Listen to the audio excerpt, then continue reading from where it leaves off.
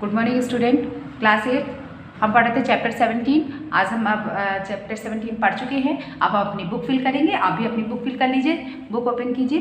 देखिए question number 1, सही विकल्प पर सही का चिन्ह लगाइए। तुम दिल्ली कब जाओगे? यह किस प्रकार का वाक्य है? यह इनमें से कोई भी वाक्य सही नहीं है, इसलिए ये इनमें से कोई भी वाक्य सही नहीं है, इसमें से टिक लगाइए। रचना के आधार पर वाक्य के कितने भेद होते हैं? रचना के आधार पर वाक्य के 3 भेद होते हैं। कृपया आप इधर आइए। यह किस प्रकार का वाक्य है? आज्ञावाचक वाक्य है। डाकिया पत्र लाया में उद्देश्य है डाकिया।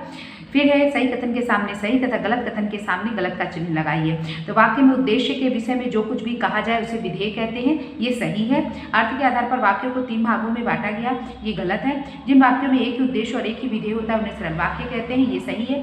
जब किसी वाक्य में अनेक पद मिलकर संज्ञा का कार्य करे तो उन्हें संज्ञा पदबंध कहते हैं, ये भी सही है। जिन शब्द समूह से स्पष्ट अर्थ प्रकट होता है उन्हें पदबंध कहते हैं, ये गलत है। ठीक है, इस तरह आप भी अपनी बुक फिल कर लीजिए जैसे मैंने किया है। फिर आइए क्वेश्चन नंबर 4 में, निम्नलिखित वाक्यों का अर्थ के आधार पर वाक्य भेद बताइए। हाय मैं लुट गया, ये कौन सा वाक्य है? विस्मय सूचक वाक्य है। भगवान तुम्हें दीर्घायु रखे, इच्छावाचक वाक्य है। क्या तुम मेरे साथ बाजार जा चलोगी? प्रश्नवाची वाक्य है। शायद मैंने तुम्हें कहीं देखा है, संदेहवाचक वाक्य है। ईश्वर आपको परिश्रम का फल दे, इच्छावाचक वाक्य है।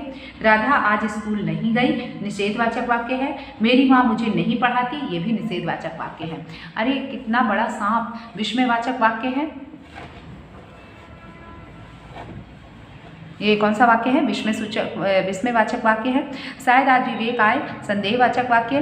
फिर रात होगी तो आसमान में तारे निकलेंगे, संकेतवाचक वाक्य है। इसके बाद निम्नलिखित वाक्यों को निर्देशानुसार परिवर्तित कीजिए।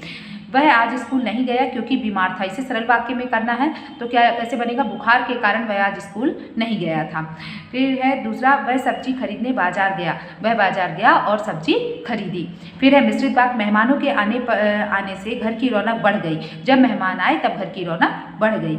सूर्य के छिपने पर अंधेरा हो गया, संयुक्त वाक्य, सूर्य छिप गया इसलिए अंधेरा हो गया।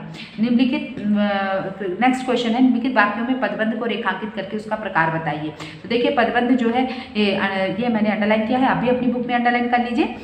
तो ये कौन सा? सर्वनाम पदबंध है। दूसरा सर्वनाम पदबंध है। तीसरा आपका है विशेषण पदबंध है। चौथा संज्ञा पदबंध है। निम्नलिखित वाक्यों में से उद्देश्य और विधेय अलग अलग कीजिए। तो उद्देश्य और विधेय अलग अलग करना है। तो लड़का फुटबॉल खेल रहा है, तो लड़का उद्देश्य है और विधेय फुटबॉल है। इसमें नमन उद्देश्य है और पत्र लिख रहा है, विधेय है। भावना खाना खा रही है, भावना उद्देश्य है और विधेय खाना खा रही है। भारत हमारा देश है, भारत उद्देश्य है और विधेय हमारा देश है।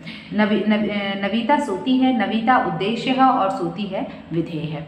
ठीक, इतना समझ में आया? इस तरह आप अपनी बुक फिल कर लीजिएगा। जो नहीं समझ में आया उसे डाउट क्लास में पूछ लीजिए।